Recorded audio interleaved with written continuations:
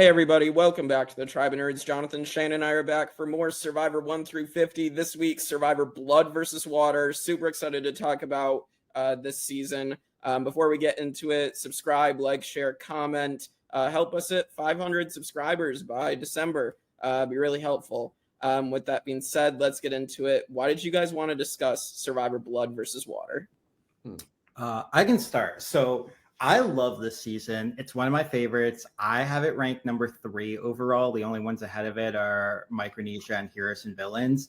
I know most people have this season high, but not that high. But for me, I don't know. It just, everything comes together so well. Like the cast is great. Like it's a mixed bag. Like it's not necessarily your first picks for returnees, but they work. Unlike the season before where maybe it doesn't work.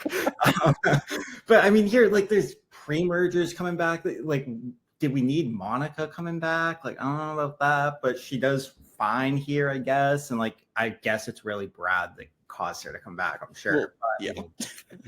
It's like a nice mix of like old school and new school people for the time. And I feel like the old school people, like, they caught up. They weren't like hindered in any way. Whereas, you know, in Cambodia, like Wigglesworth had no clue what she was doing there. And in Winners at War, all the old schoolers go out right away. So here, like, I don't know, it just felt like they were on even playing field.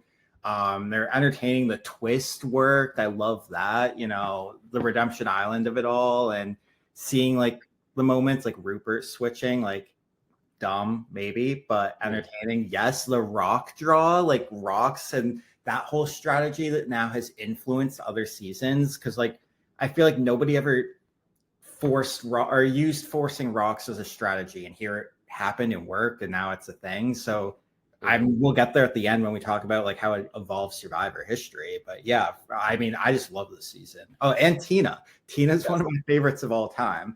So her almost being a 2-time winner.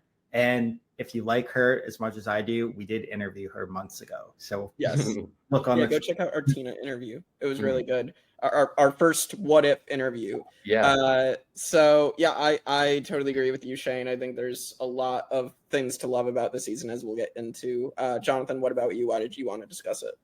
Yeah, this is a really good season. I feel like we're now kind of like, we're out of the dark ages. We had a gem that was Philippines, and then we had a kind of Cuckoo for Cocoa Puff season, and Fans vs. Favorites 2. Some people like it, some people didn't like it, you know, to each their own. But now we're like officially into like a really unique theme that I think was very cool for the time. Like it's not the first repeat theme, like they did that with Fans vs. Favorites, but this is like, I think, the first repeat theme that went, or it would build into other themes. Oh, this is a great one, let's go repeat it again, kind of thing. And I can only imagine them sitting around like a production table or a meeting, like, what theme are we going to do for the season? And then being like, well, this is like the 27th season. We've done loved one visits a lot. And I'm sure there was someone in that meeting that was like, wait a minute, why don't we bring loved ones here? Why don't we have loved ones play against people that have played the game before? And it's like, what? That's so cool. And they did it. They applied it. There was a huge list of people that they wanted to come back, that couldn't come back, that were thinking about coming back. I know we'll go into that in a couple of minutes, but it's just an overall like really good season. And I think it's one of the most unique themes that Survivor has ever done. I think it's probably a top 5 theme that they've ever done.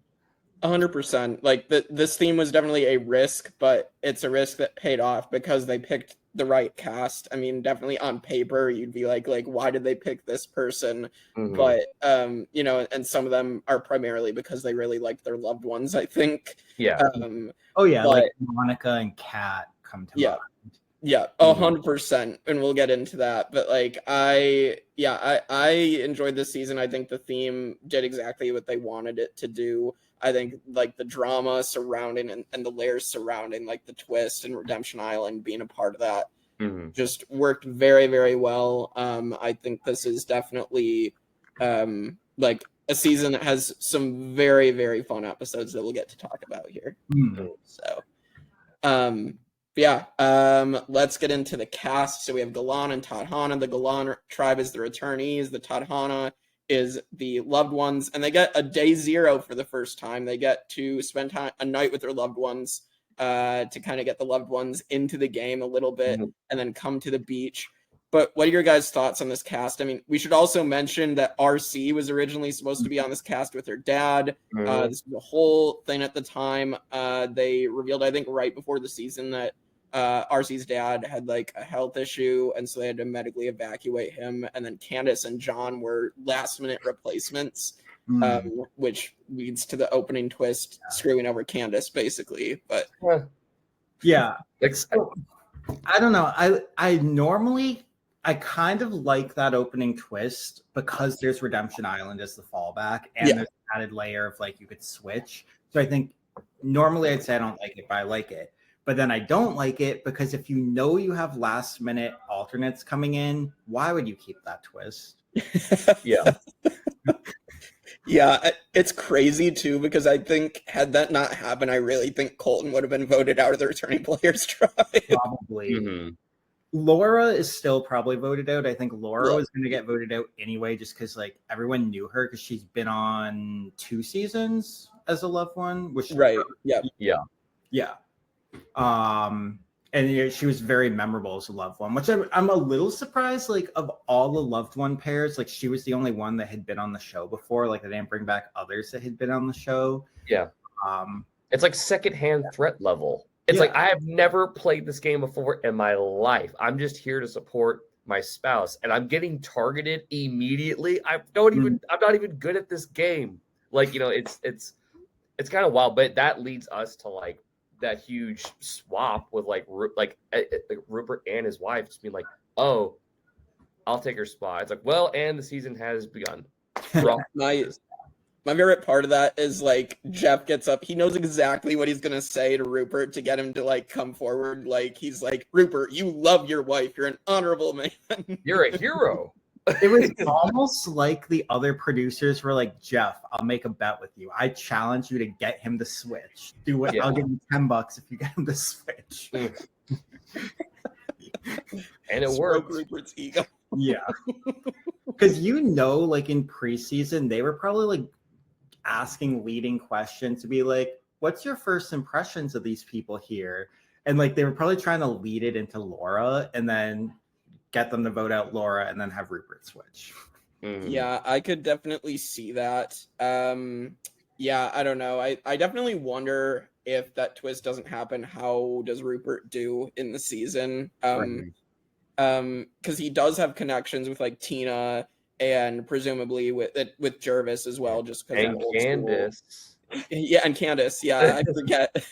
Which I love that, like them going to the island together is like, this is poetic. It's my favorite person in the whole world. It's like, I haven't seen you since Heroes versus Villains. And he's like, that there's a reason for that. And they openly disliked each other in Heroes versus Villains. Oh yeah, because he called her like disgusting. He's like, man, this is disgusting. And he said it in like his way where, he's always like, I'm a hero. Candace is not. Like very but then Candace is like, get off. Like she's like, Rupert is disgusting and he's lazy and he's like, he's just burping all the time. It's like he's not this. Like they both actively do not. There is no love lost between them, and they obviously still had hard feelings like 7 seasons ago from like Heroes versus Villains, and that's why I love Survivor in the sense of like it's just this giant story mosaic saga that just keeps going, and sometimes characters come back after years, and you can tell that maybe they like each other now, or maybe they still don't. Yeah. Well, and so then we can talk about the rest of this cast. I mean, Gervase finally coming back. He should have come back for like All Stars, but he didn't. And now he's finally back. I was so excited to see Gervase back. So that was a huge pick. Obviously, having 2 winners, you have Tina and Aras. I mean, they don't end up on Winners at War. So to see them here and like rewatching, knowing that is just really, really good, especially because Tina's almost going to win. And then Aras has this rivalry with Vytas. And also like has like the Sir Aras storyline, so leading to the merge blindside. So I really like what both of them gave us this time. Yeah, I did too. I mean, like I mentioned, Tina's one of my favorites. So when I saw the cast, because I think I saw it spoiled, I was extremely excited for her. There's one other person on the cast I was excited to see back. I will not mention that person's name though, but yes. And I thought the loved ones there's some really good loved ones because on these like fans versus favorite seasons, because this really is fans versus favorites in a way. Like the new players, it's just they're so bad. But here, I mean, Marissa was great, even though her time was short lived. I mean, Brad, I guess, is fine. Like he's a character. I really like John, Ciera. Yeah, like there were some good ones in there. Caleb was pretty good. Vytas and Hayden. Yeah, Hayden. Yeah. Oh yeah, Hayden was amazing. I don't know why he hasn't been back. Yeah, that's a shock too. I know he's been in contention for game changers. I think maybe second chance as well. But Hayden, I mean, so he's the first reality show crossover, I believe, because he went from Big Brother to Survivor. He won Big Brother. And so I absolutely think they're jumping at the chance to have him on, just learning that he was dating Kat at the time. Yeah. So and his like appearance kind of like outweighed Kat's, kind of like in a way. Like he's rocking this game kind of thing. And he's like yeah. Didn't he like win Big Brother like a year or two before? It was like pretty recent. I believe so. So that it's pretty crazy. So like they are absolutely, you know, cashing in on the fact that he just won as well. And knowing that he must have been like a very popular winner at the time too. Yeah. It's a little crazy to me that the others on the cast, at least from what they showed in the edit, didn't like view him as a big threat. Because when I was watching in real time, like in 2013, I didn't even know what Big Brother was. Like neither did I. Yeah. So Hayden was just a person. Like it didn't mean anything to me. But looking back, and I haven't seen his season, but I have seen Big Brother seasons now. And if I knew he won, I'd be like, how is he gonna get to the top 6 here? Like, I think people just weren't thinking about that like back then. I don't think I wonder if he told anybody that he played Big Brother. I don't know if he did or not, but I feel like he wouldn't tell people that he played Big Brother. I don't think he mentioned it, but I think they knew because, like, I feel like Gervase said something. Gervase has the opening, or not the opening, the voting confessional later on. So he definitely has talked about it. I think Jeff even says it. Yeah, I was going to say that too. Like, I think in the opening, Jeff might actually call it out. Yeah. He says how is Big Brother compared to Survivor in the beginning. Yeah, and I remember him later saying that it's Survivor is just like way harder. Yeah, physically, and then he said that Big Brother socially is harder because you're there longer. And I think it's like we could probably just ride out this whole train of like people crossing over to different series and stuff, because now it happens all the time, and I don't know if like people's past reputation has a bigger effect than it did like in 2013 kind of thing. But obviously it didn't, because people were like, what's Big Brother? I didn't know what Big Brother was. I didn't know like how popular Big Brother was in 2013, but Survivor was obviously very popular, and it was about to get even more popular next season after this kind of thing. So, but it's just crazy how back then that like you could cross over and people would just be like, he won this other show, but it's not Survivor, so he's not that big of a threat, right? Like, yeah. So let's jump into what ends up happening. So I mean, you also have Marissa basically doing the thing on the mat that a lot of people make in this era, where they call someone out, and then that ends up getting them voted out immediately. So this was such bad. Like, why are people continuously just doing this in the 20s? It's very, very funny.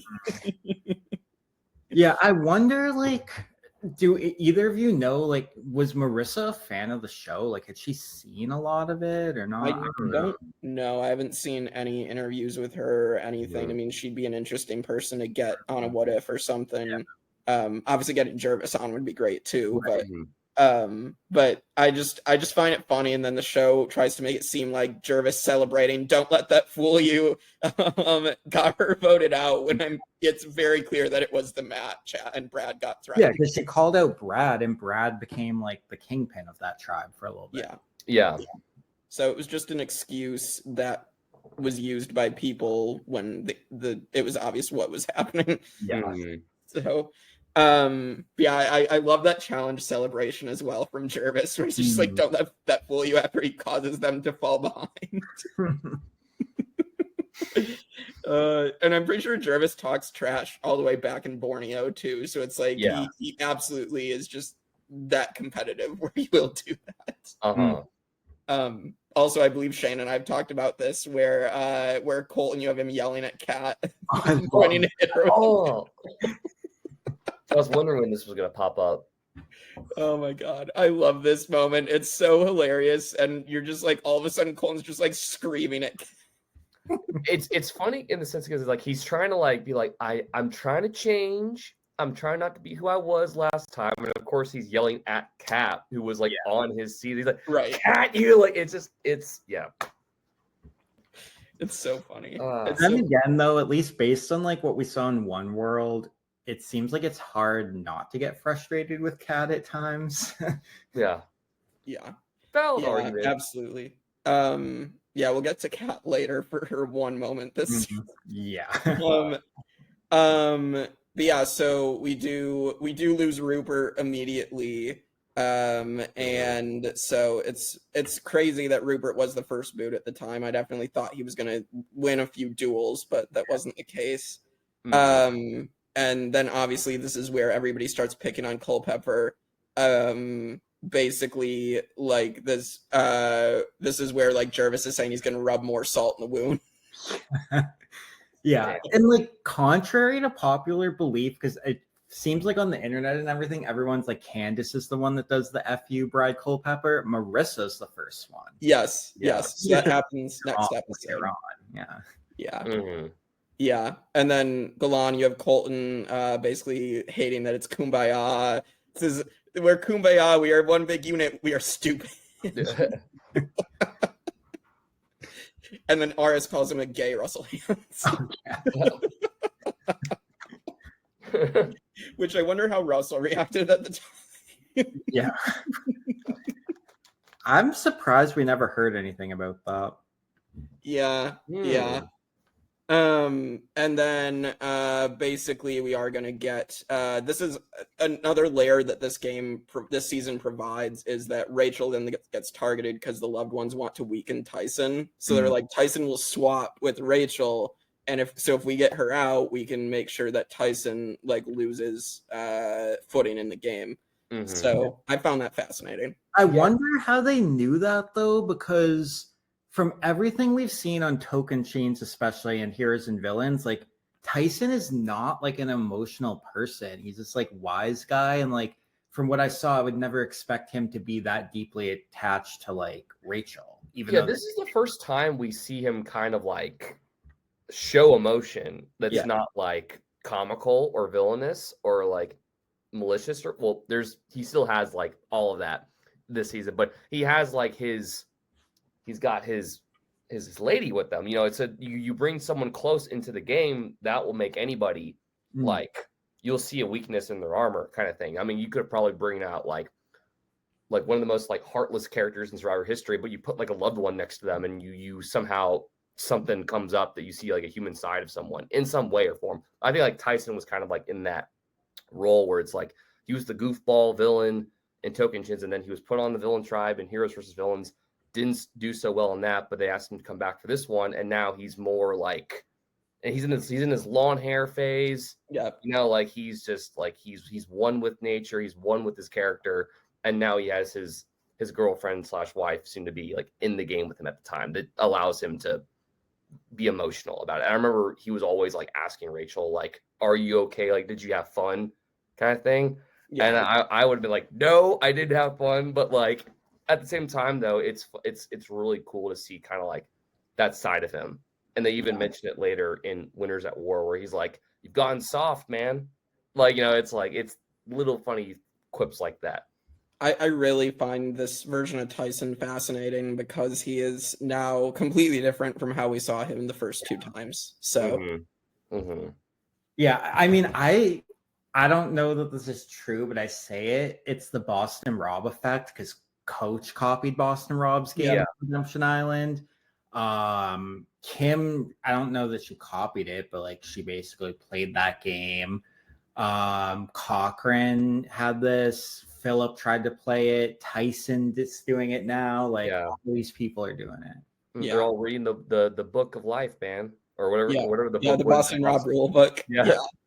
Yeah. And also at this point, we're also now getting, I forgot to mention it in Caramoan next week. I think we both did, Jonathan, but this is where Cochran also gets name dropped every single season now, or shows up at the reunions. Because Brad Culpepper's like, we can't let the next John Cochran dominate the game. And then, who would have thought that Cochran, of all people, little Cochran from South Pacific that nobody cared about, who would eventually come back, win the game, is now getting name dropped every single season. We can't let the next Cochran get ahead in the game. Yeah, man. And I'm like, wow, who? Yeah. Oh, how the turntables. Oh, yeah. Now in the new era, it's all Cochrans that win. Yes. Yeah. Maybe Brad was onto something. Brad was onto something in 2013. As well as him, we need to mention his messed up confessional where he accidentally says the wrong numbers with 5 and 9 is in, 4 and 9 is out. I'm sure people make those mistakes all the time, and like even in 49 we're watching now, like you can see they're having all this brain fog and stuff, and they're keeping it in, but like they must have cut so much of that, but they wanted to make Brad look idiotic. It's very funny as much as possible. Okay, so now we're gonna get to fuck you, Brad Culpepper. So Marissa shouts at Brad Culpepper. Candace is later gonna flip him off, but this is basically the first of it. So so that happens, and then it causes Colton to cry, and we get sassy, spicy Jeff coming out as Colton basically quits the game, and this is Jeff's most brutal I think he's ever gotten, angriest he's ever gotten. So. Oh yeah, because I mean, in my opinion, I don't even know that it's opinion. Like Jeff is just wrong here. Like he did not quit in One World because they literally pulled him. Yeah. Like, regardless of if the medical thing was real, which it seems like it was real, but maybe they thought he had appendicitis. It turned out to be an infection, but like you can't tell what it is. But like they pulled him. He did not quit, and Jeff is like openly saying you quit. I think it sounded like Jeff was kind of just leaning into like the reputation that Colton like had at the time, was like, oh, he's being seen as a quitter and nobody likes him, and he's like just this super mean person. And I felt like it seemed like Jeff was really eager to be like, the first sign of Colton doing Colton stuff, I'm going to jump on it like immediately. And this is an opportunity. He's like, Colton, are you just like upset that you don't get your way? And he's like, maybe. And it's like, damn, like, okay, get your ass out of here. Kind of. He's like, do you want to quit? He's like, I guess so. Yeah. Like, it's like, okay. Yeah, you don't get to put your buff in the fire. That we save that for people who compete. Damn, geez. Which, I mean, we did see that attitude from Jeff about quitters way back with Austin in season 7 when Jeff was just like a lackey at that point. So Jeff had no right to like show his emotions, but he did. So like, we know how strongly he feels about it. Here, I almost wonder, and this is complete speculation, but this is the point where Jeff got a lot of power in the show. Like he started being the EP. So he got power hungry, and he's like, this is my show, I get the rules, but someone talked him into casting Colton. He didn't want to do it. Someone talked him into it, and he's like, I guarantee it's a bad idea. And they're like, no, just trust us. And then it turned out to be a bad idea. So he's all mad. Yeah. This was probably like that moment for him where I don't know at what time in the series that Jeff kind of like fully gained like complete control over like, you know, being a producer and casting and being the guy who actually has a say. Because I don't know if Mark Burnett is still kind of like the lead guy at this point, but it definitely was like, I like how you said, Shane's like that. He's telling him, no, this is a bad idea because I guarantee you he's going to do this. And like, no, he's not going to do it. And Colton did it. And he's like, that's it. Like throws it. He's like, I've had it. Like, he's like, you know, like literally 27 seasons. Like, I feel like this is like what he wanted to do on Gabon, but couldn't do it. And now it's like, I'm doing it here 10 seasons later. Like we're like, you know, if he has an opinion, he's going to say it. Yeah. Agreed completely. Yeah. We also have Tyson calling out Brad Culpepper as well. Mr. Football over there smiling at me. Oh, Brad. Yeah. So, and then we're gonna get Brad, so I know he does it to a greater extent in Game Changers of like, I mean, he starts this season with the 5 guys trying to have like the big meat shield meat tray alliance, I guess I should say, is a reference to Australian Survivor. But here is his first instance of choosing to cut one of his guys, or one of the big guys. Obviously in Game Changers, it's more thought out as getting rid of his competition. And here it's a very bad move for Brad Culpepper to take out John. Yeah. I mean, to what extent do we think John made a mistake here by not sharing the idol clue? Because at least everything we saw, he got a couple clues and it seems like he didn't tell anybody what they were. Yeah, I think that was definitely his mistake. Like, I'm not going to deny John had, like, he should have been sharing it at least with Brad. I mean, I guess he does share one with Brad, but then, like, nothing else. He definitely should have shared it probably with his alliance. And we obviously see, like, Ciera and Katie are trying anything to, like, get a one-up or get, like a foothold in the tribe because they're on the bottom. It's like you have Ciera being, like, at the last vote. That's why they throw their votes on John, because they think that he's going to try to save Rachel. So, like, yeah, I definitely think John was being really shady and shifty in the game. So, but I would have liked to see John come back, honestly. Like, I think he could have been a good player. He just screwed up very much. Yeah. Like, even Candace told him, like, on Redemption Island, she's like, that's why I love you, because you're just so trusting of other people. And it was probably like, I guarantee it was definitely like first time game jitters, probably, in the sense of like where it's like he was acting shady because he probably didn't know who he could trust. And it's like, there's that whole saying that Jeff tells everybody, like, play Survivor like it's your second time playing kind of thing. And I think John was probably in a situation where he needed to probably confine more into Brad about like what was going on. Because if you don't, then people were going to run off with their imaginations. And they're like, well, it's because he's hiding something, and then we need to get rid of him. And sometimes you do need to, speak up or talk to someone. Yeah. He also didn't even have like time to really plan for the season since he was last minute. Oh, yeah. It's like that. And also then dealing with the fact that minute 1, your wife gets voted out and you don't switch after seeing another guy switch with his wife. Yeah. So it's like that emotional toll that I assume is not easy to deal with either. Yeah. And she's giving him clues too. Yeah. Right. It's like he was publicly, he's never played before, and he's constantly being put in the spotlight for literally everything. And he's like, I'm not trying to, but here I am. Kind of thing. Yeah, and this is what basically gets people to start burning the clues as they're handed them, which is very interesting. Obviously, kind of upsets Jeff because he's like, "Wow, you're burning clues again." You're like, Jeff, this is my life in the game, man. They're gonna vote me out if I keep this. Right, and so that's gonna lead Tyson to finding 2 idols later because everybody else is scared to find it. All right, so let's get to a big power shift in the game. This is one of the first big pre-merge power shifts that I can really remember. I mean, there's been some before, but like this is one where it's like you definitely didn't expect this big power shift to happen where Tadhana keeps losing and ultimately Brad is going to make the mistake of being worried because of all the backlash he's been getting that he needs to take out a single, which is Caleb, because if he takes out someone who doesn't have a loved one, nobody's going to be upset at him. So he basically lets it slip that Caleb is basically who he wants to get rid of or who he wants to put on the bottom now. And so Caleb, I think, proves himself here now as he shifts the vote to Brad Culpepper at Tribal Council. And because we've seen the live tribals take effect the last 2 seasons. So I really loved this Tribal Council again on a rewatch. It's so fun. Oh yeah, like it came out of nowhere, and it's also good strategic play, I think, on Caleb because he could either just sit back.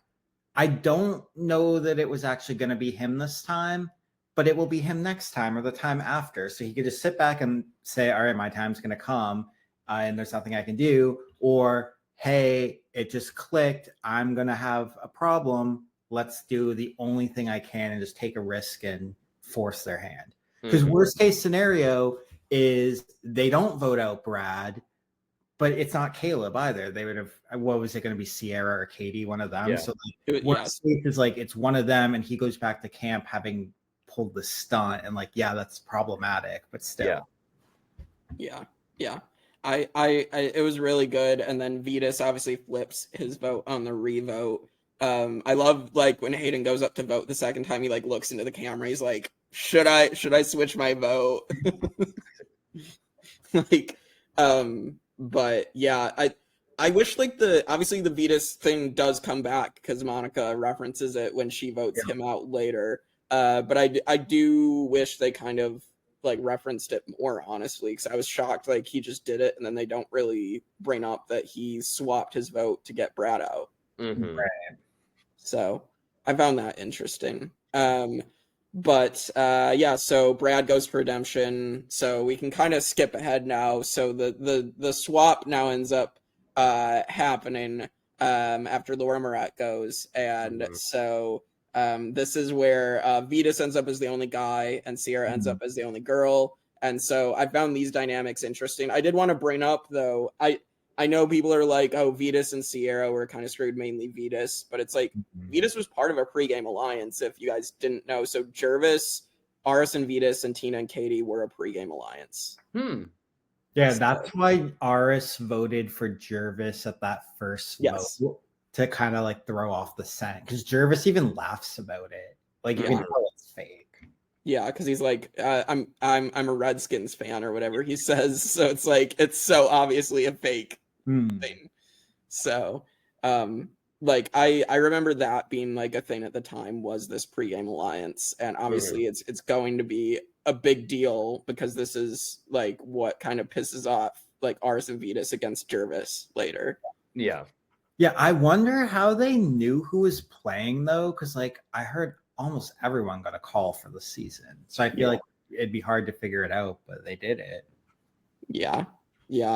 So, yeah, I don't think Vytas was that screwed, honestly. I think Tina had so much sway because of the pregame alliance, and she was absolutely swaying the votes to get rid of Kat and Laura Boneham, even with Laura doing her thing of, like, telling Vytas that it's him. And trying to hug him, and, like, him, like, not hugging her back. He's like, I'm so sorry, yes, but we're all going to vote you out. And he's just, like, sitting there, and he's like, I don't want to hug right now. Like, are you kidding? No, my favorite is Kat getting voted out and Kat just getting roasted by Vytas at Tribal Council. Like he's and during his vote for Kat, he's like, I hope you enjoy the ambiance at Redemption Island, and that's a One World reference where Kat didn't know what ambiance means. Oh wow, he did his research before coming out there. He did. Yeah, but that tribal was good because Vytas was so good at it. Because like Kat was like saying, I don't remember the exact quote, but she's like, well, I'll be this and that, and Vytas is like, I will be trustworthy and all this stuff. He's just so like deadpan on it too, and like Kat just can't even respond. Yeah, and like she tries to interrupt him. He's like, please let me finish. Please let me finish.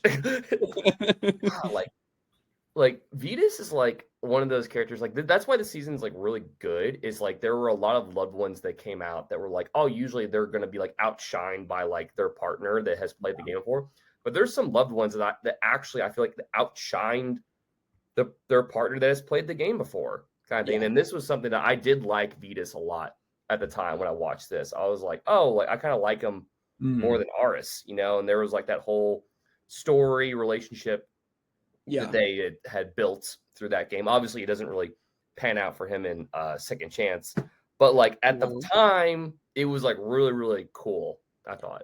Yeah, Vytas was my winner pick going into this season, and I really liked the storyline of him being a former junkie and then like having the rivalry with Aras. Just it was a good story, and like you know, you have like the Sumo C challenge where like you get this really good like poignant storyline with him and Aras. And like him trying to take the cheap shot at Aras in the challenge, and still losing. Like I just thought it was really good, and so like I hate how it ended up for him in Second Chances, but I think Vytas was like someone who I'm happy that he did return to Survivor, even if it was not what he planned. He got voted back in too, which was like that when I didn't know what was going to happen in Second Chance with him and his storyline, like going forward, but like seeing that like reunion show of like 30 and everyone's getting like told live that you're going to come back and play, and him getting told like you're going to come back and play. I was like, let's go, man. I was like, no wonder why this season's going to be so good. And then what happens kind of thing. But it was nice seeing somebody that was considered a loved one from the season come back later and you know, just I guess be recognized again. Right. Brad Culpepper would come back later as well and do way better. So it's and nice. Ciera, So we get Kat's line. That's the last thing for the pre-merge I really want to mention. Obviously, you're undateable if you can't make the merge. So damn. Yeah, she's like crying saying it. She's like, I'm not even gonna, he's not gonna want to date me. Like, I didn't make the merge. Yeah. Which makes it funnier that she's so serious about it. Yeah. Oh, and then I just rewatched the reunion, and she literally is making, I don't even know what she's talking about. She confuses Jeff. Oh, she's nuts at the reunion. Yeah, I don't even know what she's actually talking about, but she's saying she's top heavy now or something. Yeah, like she got some treatment done. So my take on it is that she was like, oh, Hayden's like so great and like good looking, and he won Big Brother, and I didn't even make the merge here, so I need to get on his level. So this is how he will want to stay with me. And of course, he doesn't get there that long after that. I think they broke up a little bit after that. Yeah. And even at like Redemption Island, she's basically like asking him to like switch places with her. Yeah. And he's so good there. Like, that's his social skills coming out. Yeah. He was like, oh shit. Manipulates her into not switching. Yeah, he's like, babe, I believe you can do it. Yeah. I know you got this. Like, and then he's like, think long term, like, because she knows he has a better shot at winning the game, and like they want the money for their relationship. So he's very good there. And also the tea. So I guess they did get luxury items at Redemption Island. Apparently, Kat's was a picture of Kim Spradlin. Oh. I'm not joking. That is actually something she had. Did she get inspired by Philip Shepard citing the BR rules? Because that's almost like, imagine if Philip brought a picture of Boston Rob. I feel like there would be I feel like there are lots of people that brought pictures of Boston Rob out there. I'd be like, I can do it.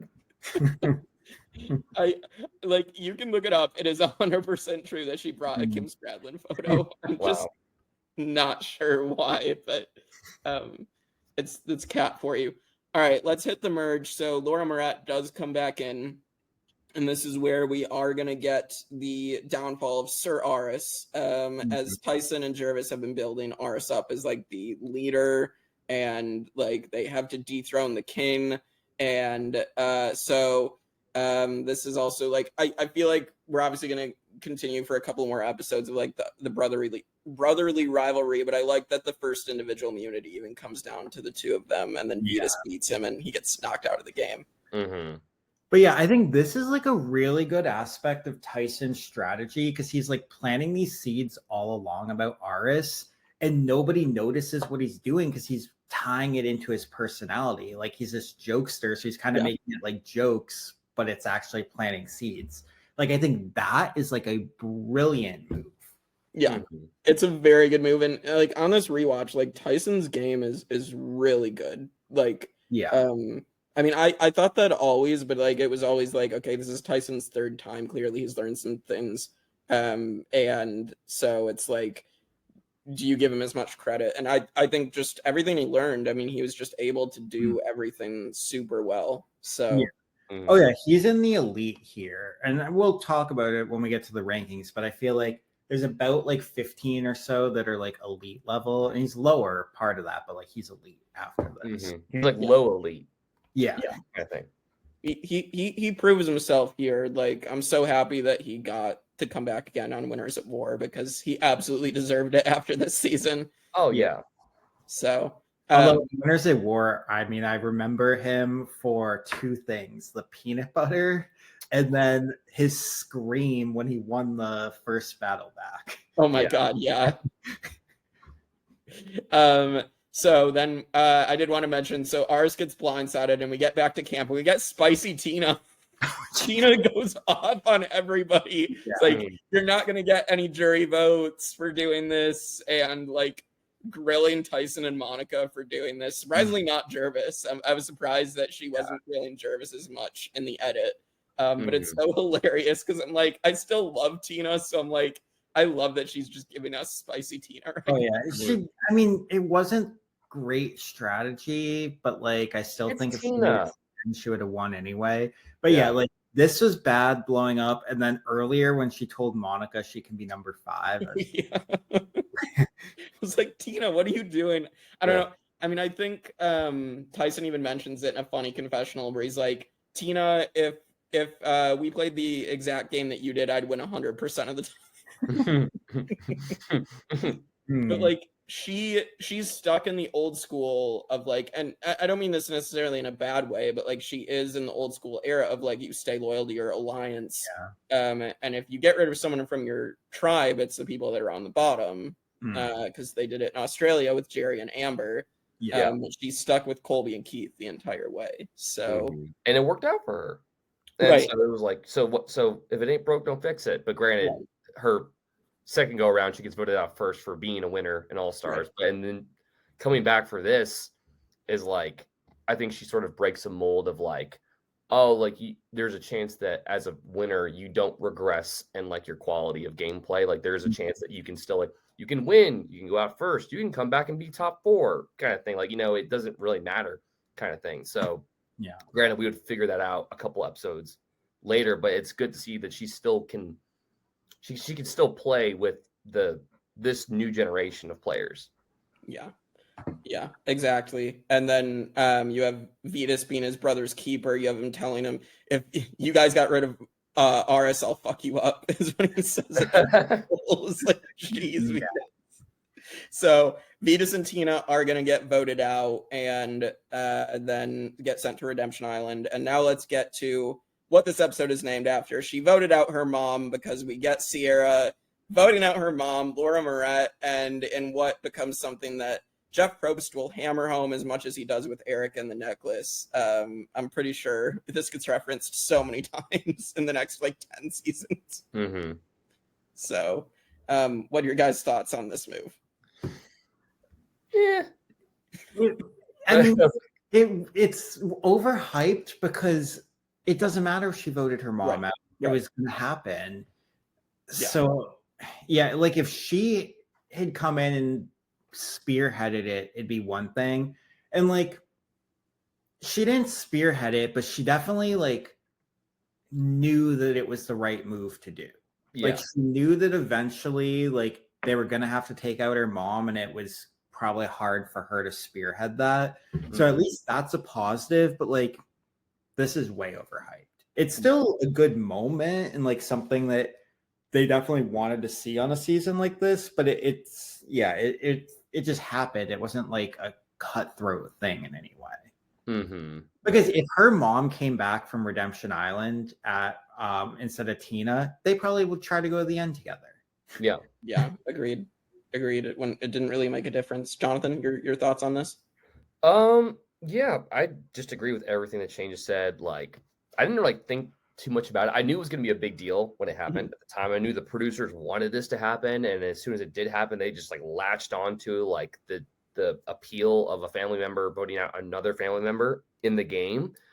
But I guess in the grand scheme of things, maybe Ciera did put some trust in her mom to like be able to come back into the game at some point, even though she knew she had to do it, which she does, or what she almost does, but she ends up being kind of like that, the scourge of Redemption Island that you have to go face every single time. That will be there. Who will team up with Tina, who is also there? Anybody that goes there to faces them is going to like get voted out or fully extinguished from the game.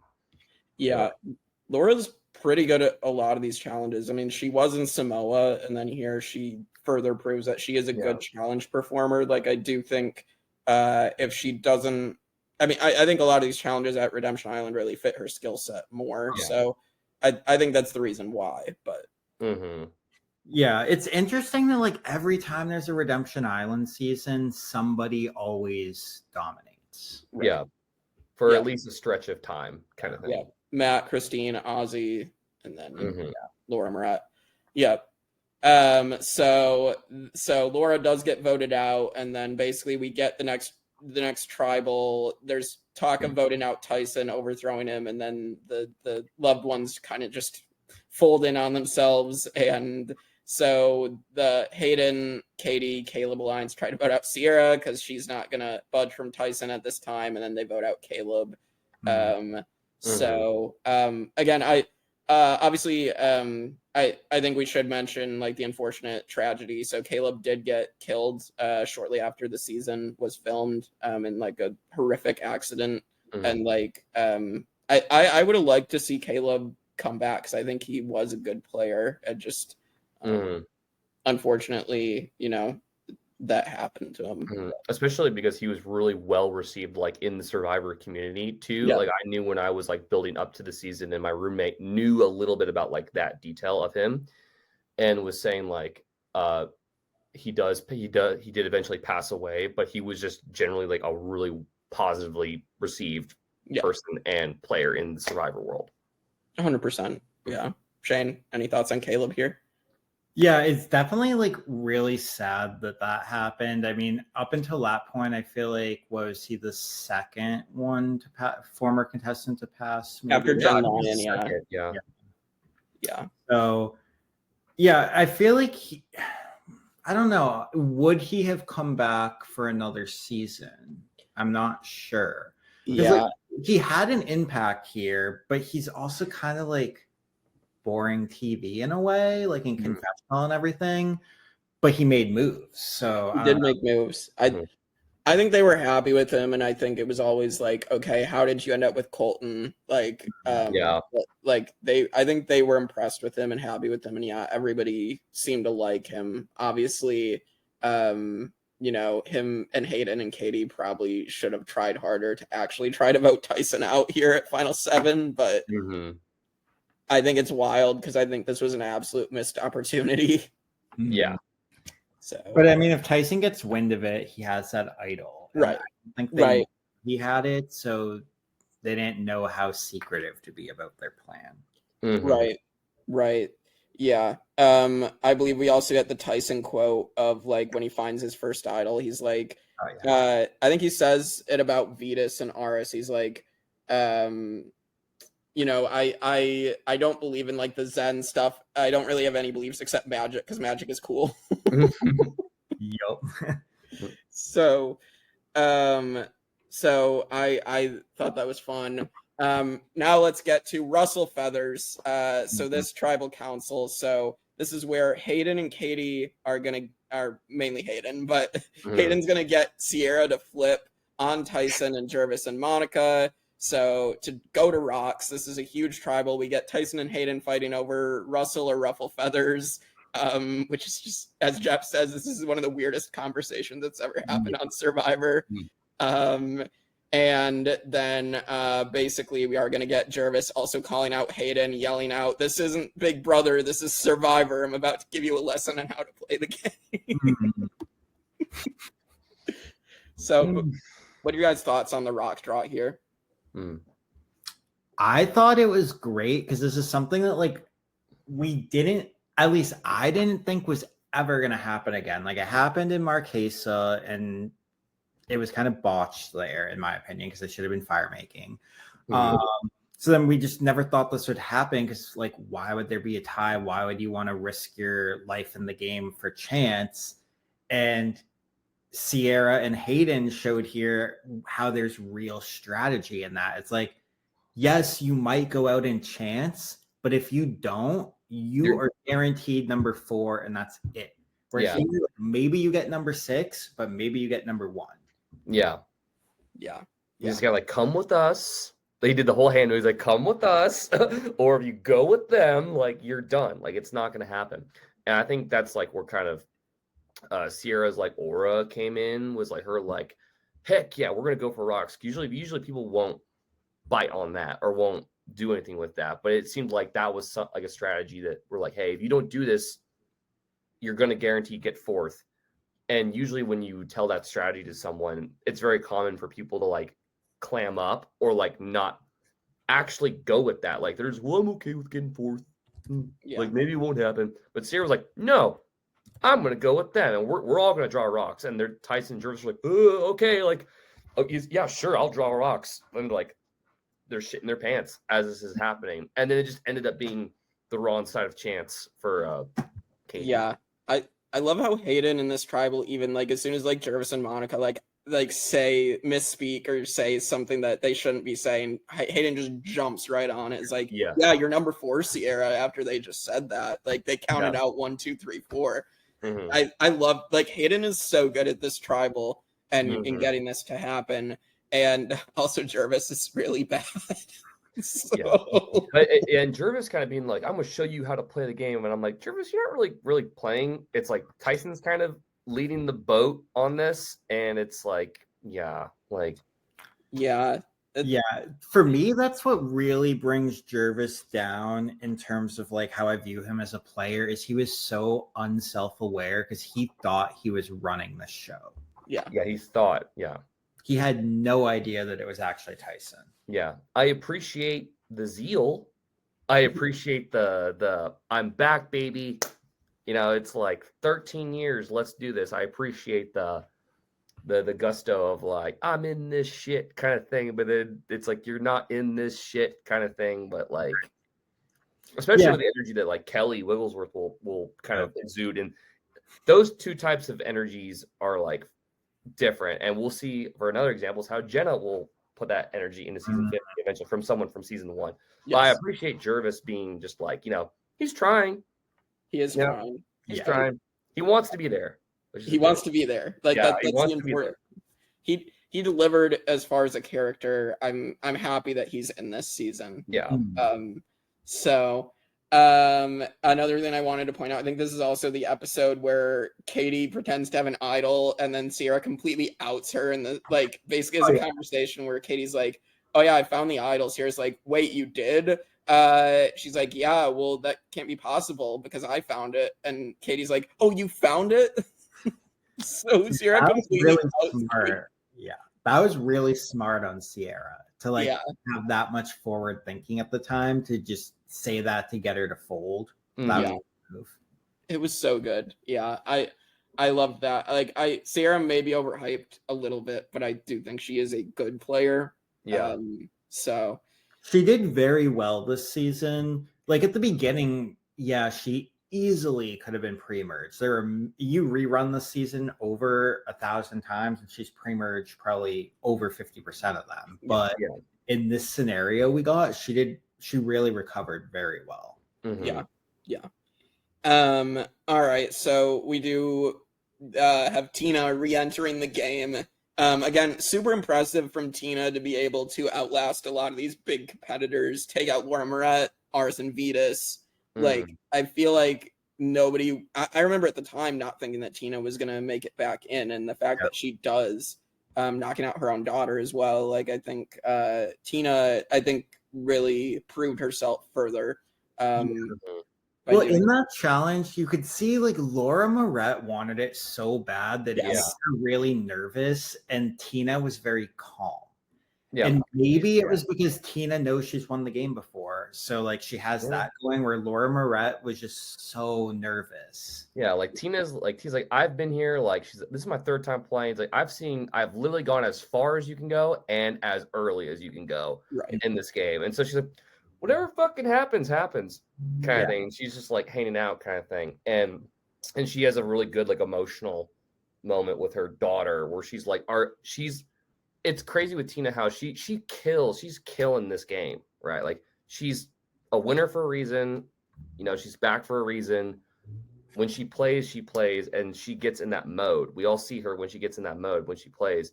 But when she's going up against her daughter, it's like she's so ahead of her. Like all she has to do is unlock a lock and get through.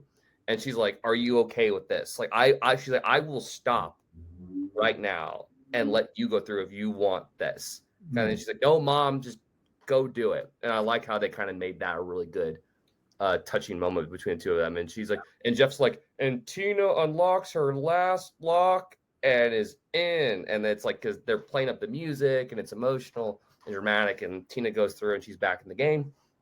And and she's one of the best. Yeah. I also love Laura Morrett is like freaking out, being like, Tina, let me have this one. And Tina's like, no way, sister. I'm not. No. Like, I may have helped you with getting rid of Vytas, but now it's like, no, we're not doing that shit anymore. Yeah. Yeah, like I almost thought at one point that Tina had said, "No way, Jose." She was like almost like so joking about it when Laura Morrett is like panicking. Mm-hmm. I love Tina in this moment. Like, Tina's competitive. Like, Tina does not give a shit. Yeah. Like, yeah, she does not give a fuck, man. Like, if you give her the opportunity to compete, she will compete. Yeah. So Tina re-enters. Tyson does win the last 2 immunity challenges, so we are losing Ciera right before the end. We will obviously see Ciera back, and we'll talk about her more in second chances, at least in a tiny bit in Game Changers. Yeah.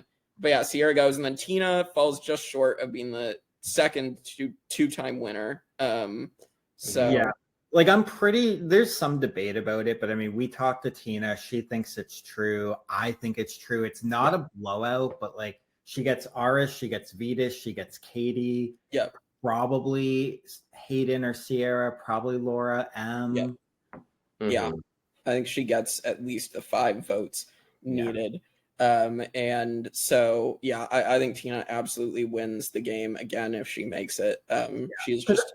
Yeah, it was really good, and like being another winner too, because it just seems like the edit did Tyson really well. Like the jury did not like that final 3, and if you really dig into it, like aside from Tyson, it's a terrible final 3. Like, yeah, I mean, we've barely touched on Monica, and I think like, and I mentioned in one world, I was like, when Monica comes back, we'll talk more about her, and then we just didn't do it at all. We haven't, I mean, at all. Like, I think we can touch on her a lot in Final Tribal coming up. Yeah. I did want to say with Tyson, with his positioning to get to Final 3, I think he set himself up really well. Where like getting rid of Ciera now, I think I actually think as long as Tina didn't win the final immunity, I think Tyson still gets to the Final 3. Because I think Gervase and Monica, if either of them wins, I still think they take Tyson over Tina to the end. Yeah, I think even if Tina wins final immunity, I still think it's probably forced fire because I still think Gervase would vote with Tyson. Yeah, that's probably true. I think either way, I don't think Tyson's actually getting voted out unanimously. I think he just set himself up that well to get to the end at least. Yeah, and Gervase really thought he was running this shit. When in reality, he was not running this shit kind of thing. So, and I think, I mean, yes, you can attribute that to Gervase himself, but I think a lot of the credit has to go to Tyson for making Gervase feel that way. Yeah, absolutely. You keep someone next to you who you think is on par with you in the game, but you've somehow mastered this perception of yourself that everybody else sees you in the same way that you would want them to see you if you ended up going in the final. While your partner is like, I'm running this shit. And they're like, we're not even thinking about you, dude. We're thinking about this guy over here. Yeah. We should bring up, so I also think like Tyson having an idol in his pocket and still going to rocks with it in his pocket is amazing. Like, that's crazy. And we need to mention, because it comes up in Final Tribal now, that Tyson tells Katie when she gets rocked out, he's like, that was a great move, Katie. But you see those seats over there, one of them is yours. Yeah. So I think those two things have to do with each other, being him not playing the idol and him saying that thing to Katie. I do not think that he anticipated it going to rocks. I think if he truly thought that was going to rocks, he would have played the idol. And I think a sign of that is that he was so nervous and like had so much emotion, although he was really good at staying like looking calm, but he had so much like built up emotion that when he found he was safe, he blurted that out. Like that was him like having this outburst. So I think, yes, you can say it's a really good move to not play your idol, but I think it just happened to be a good move. It was for the wrong reasons. Yeah, it was for the wrong absolutely should have played that idol. He should have, yeah. And he does answer Katie's question really well at Final Tribal. He has a pretty good Final Tribal. Gervase does not have a very good aware tribal. And then Monica, we obviously have people. This is also like the era in the 20s where we always get the crying mother at the end, and the jury berates the mother for betraying them and not like being the motherly figure in the season. We got Lisa, we got Dawn, and I mean, Lisa didn't really get berated as much. But she was viewed in that role. Yeah, she's in that role though, and then Dawn gets berated. Monica gets berated here. We get Monica's iconic quote of "Haven't you all met a very neat lady before?" I still don't even know what that means. I don't even know. I don't know that she does either. Yeah, she's doing it for Monica. I'm doing this for Monica. Like that annoyed me so much. Yeah. Like the whole time. I completely forgot about that. Maybe I just wanted to box it away. But like I remember someone saying like she was kind of playing scared this season. And it was like there's so many times that I remember people would go to her like, you need to get rid of Tyson, yada yada yada, this and that. And she'd be like, like really think about it. And then like they'd give her an edit where it's like she's gonna follow through with the plan, right? And she's like they make a good point. I'm doing this for Monica. And then we get to tribal. It's like, oh yeah, tonight's the night. And then it's like, nope, not Tyson. She voted with the majority again. And it's like the perception of making her look like she was going to stand out there and be her own person, but you just went with the people, like always, kind of thing. Yeah, I think she was just like really wishy-washy, insecure, fake, like all of this just boiled up, and that's why this perception of her was so bad. Because I don't know, I can't even put it into words, but watching this rewatch of her, like it was really annoying. Yeah, like she was like her game decisions were really annoying. Yeah. I think you can sum it up with Tyson's quote about it. Like I think at the merge where he's like, Monica talking to me and saying all this stuff makes me want to gouge my eyeballs out with the rusty spoon. Like his way of saying it too, with the deadpan humor makes it better. And that's how you know if Tyson is saying this to us, the audience, then there's probably some semblance of like truth. Oh yeah. He's like, I want to gouge my eyes out right now every time I have a conversation with her. And I'm like, if Tyson's saying that, then it's probably true. Yeah. All right. So Tyson wins. Vytas is the only one to vote for Monica because he's bitter about he tried to blackmail Tyson and then still bitter, which is just it's wild that Vytas does this. Oh, and I think he wanted Monica to get second over Gervase. Yeah, that's probably true. So this is like the first instance before we get Missy and Blood versus Water 2. Yeah, here like Gervase was just so unself-aware of his game, and like there's a way to sell it, and he just sold it so bad with too much confidence and no substance to it. Because I mean, like we do these online games, and I host the tribals. Like I've seen somebody with a game that wasn't good, and they just thought they did everything. And they won because they sold it well, where Gervase just absolutely did not sell it well. Like he's delusional. This person was delusional too, but they did a really good job selling the game. Gervase lacked that. And like in another scenario, like if it was not Tyson there, and if it was Monica, if it was a final two with Monica, like he could have potentially done it. Yeah. And if he had self-awareness, and if it was like Gervase, Monica, and someone else that wouldn't win, I don't know who, but like maybe Laura Morrett, although she probably wins, but maybe he could have, but he just couldn't do it. Yeah, we'll leave that Vanquish winner a mystery. Yeah. All right, so let's get to our rankings. So first boot rankings, we're going to add Rupert and Marissa to this. So the top 10 currently, it is Tina Wesson All-Stars, Sonia, Johnny Fairplay, Francesca Caramoan, Zane, Sugar, Francesca from Redemption Island, Chicken, Dam, Wanda, and Marisa. That is the top 10. We got a new top 10 entry as Rupert Boneham is now number 9. Makes sense. Yeah, I figured that was going to happen, but like Rupert did this to himself, and this was like he literally did this to himself. Yeah, he literally did.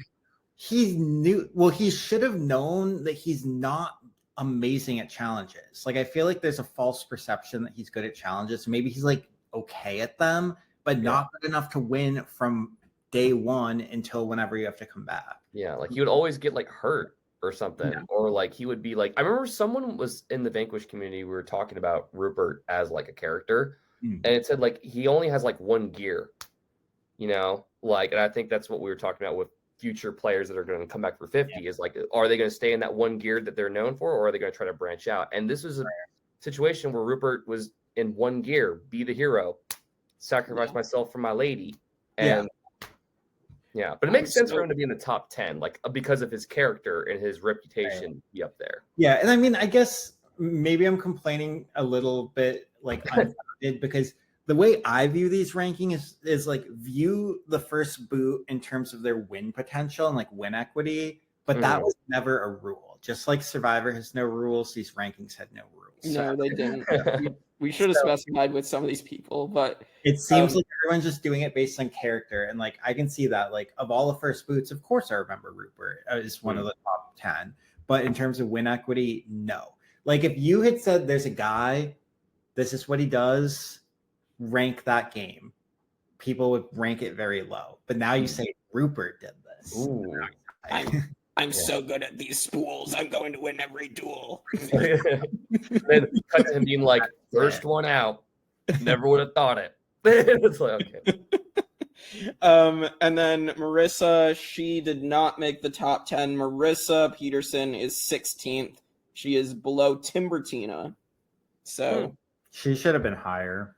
Yeah, I mean, she makes the mistake of calling someone out on the mat. But I mean, she was one of the strongest females on the Loved Ones tribe, and they definitely should have kept her considering they kept losing. Yes. And her moment of F you, Brad Culpepper. Yes, and that's iconic as well. Yeah. So, all right. So then we get our Fallen Angel rankings. We're adding Tina Wesson onto this list now. Top 10 is Sari Fields, Rob Cesarino, Malcolm Freeberg, Jerry Manthe, Kathy Vio, Rudy Yauman, Lex Vandenberg, Terry Dietz, and Ian Rosenberger. She's up there. She's got to be top 10. Like, there's no way. It's Tina. She just missed out on it. She is number 12. She is just below Johnny Fairplay and above Ozzy South Pacific. No. So, I mean, at least she was close, but... Yeah. That's probably pretty fair because on my... overall of all 48 at this point, I have her number 16. Yeah. Like, I'd love to have her higher. It's just the others are better, in my opinion. Yeah. She's 18th for me. And I think she deserves to be that high. She deserves to be this high, but she did get voted out. This time. So maybe that's a clue to what will happen with Chris Underwood later. Yeah. Oh boy. All right, losing finalists. We are going to add Monica Culpepper and Gervase. Our top 10 is Boston Rob All-Stars, Parvati Heroes versus Villains, Russell Hance Samoa, Fishback, Ozzy, Colby, Amanda Kimmel Micronesia, Kelly Wigglesworth Borneo, Stephanie LaGrossa Guatemala, and Russell Heroes versus Villains. Gervase and Monica are right next to each other. Gervase is 20th and Monica Culpepper is 21st. So Who's below them? Below them is Chelsea from One World, but right above them is Twyla from Vanuatu. Chelsea should be above them. Yeah, I think on this rewatch, I'd agree. So blow up the chat afterwards. Be like, you guys are crazy. But yeah, the fact that they're like back to back just shows how people are ranking these. That they're not thinking too hard about it because there's so many and you lump them in, so they're like, oh yeah, these two were both bad and they're on the same season. They're like attached to the hip, basically. It's like you just go like, I feel like we'll see that in some other seasons too. Although with some seasons, like the second place is like decent, and then there's like a 0 vote finalist. It's terrible. We're here, like they're both 0 vote finalists. Let's be real. Technically Monica has a vote, but yeah.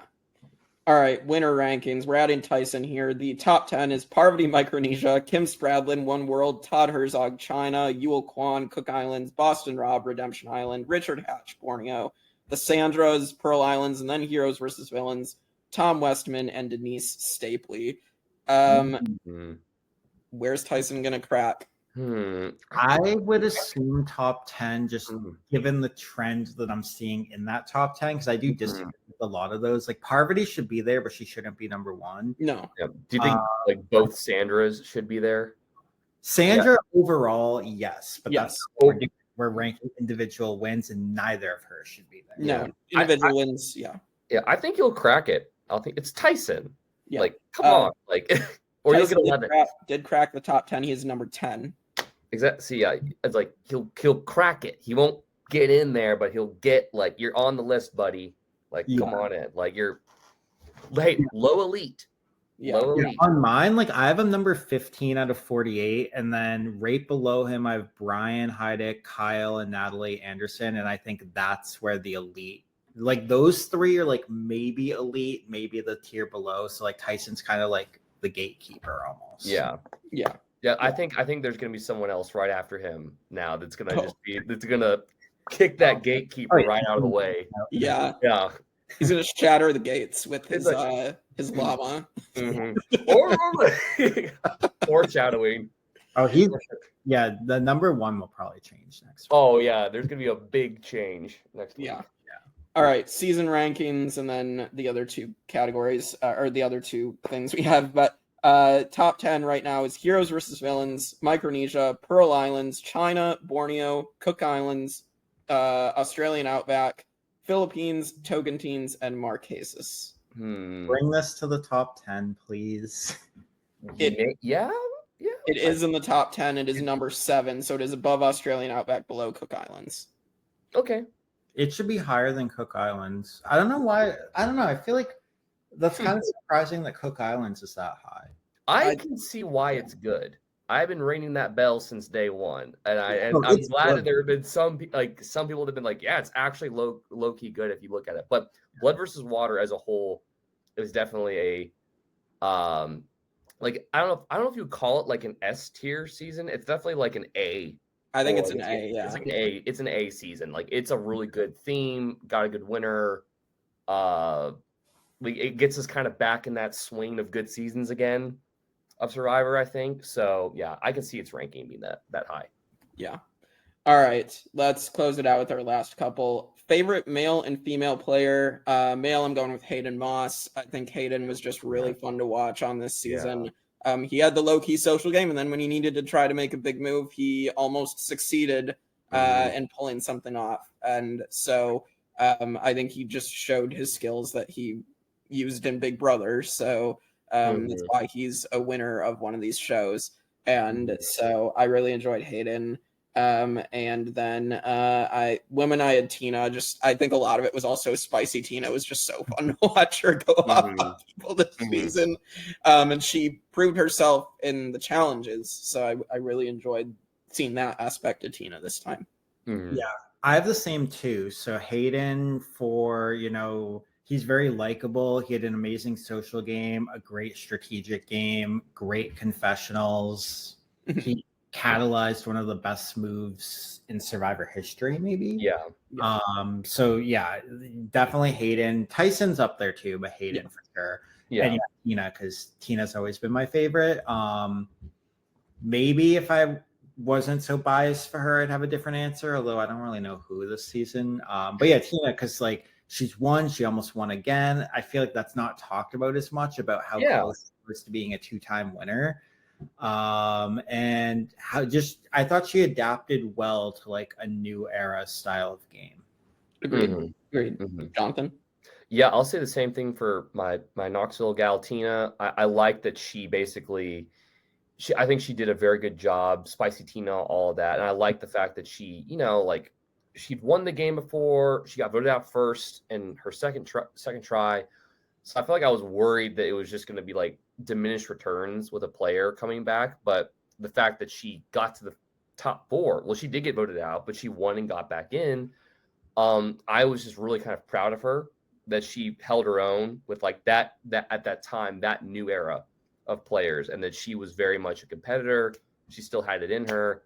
She wanted to be there. And she, even though she was considered old school, that she was definitely like, I was just really proud of her as like just everything that she had done in the Survivor world to still go back out there for a third time and rewrite history in the sense of like, I may have won, I may have gotten voted out first, but I can still play this game and I can still make it far. And she proved that diminished returns don't have to be like your end story in Survivor.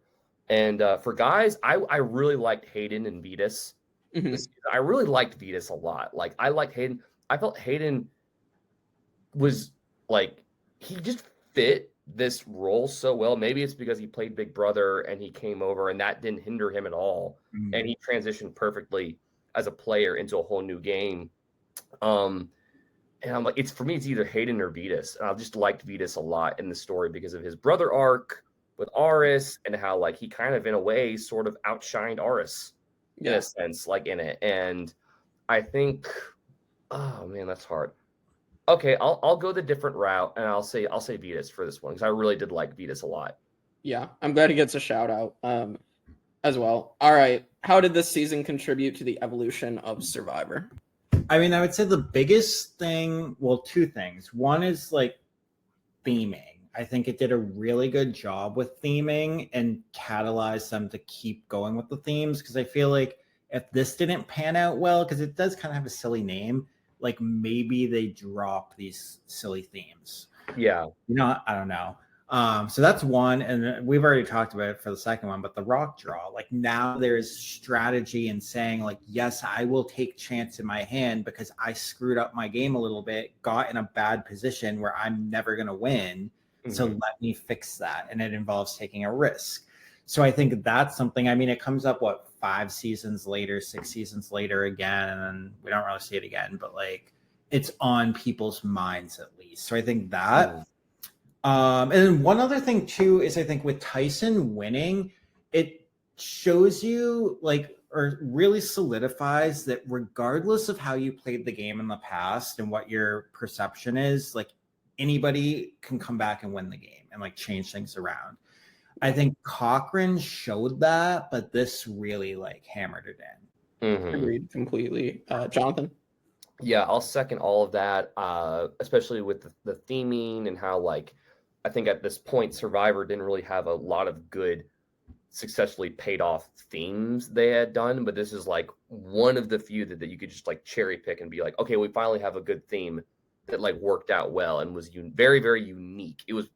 It's definitely one of the I said it earlier, it's one of the most unique seasons that they did, like theme wise, that ended up paying off really well. And I think that helped them just kind of, or be more encouraged to kind of continue these themes. And of course it paid off even more in the next season kind of thing. But it was a big win for Tyson. The fact that obviously he just redefined his character. He's now in like that elite tier of winners. And it's a lot of, like I'll continue with the whole idea of him being like, or players coming back again that may have hadn't done so well, or they rechanged or rewrote their narrative in Survivor kind of thing. Like whether it was just placement wise or they actually did a good job. So I think it showed that you can still come back into the game, whether it's 2 or 3 times.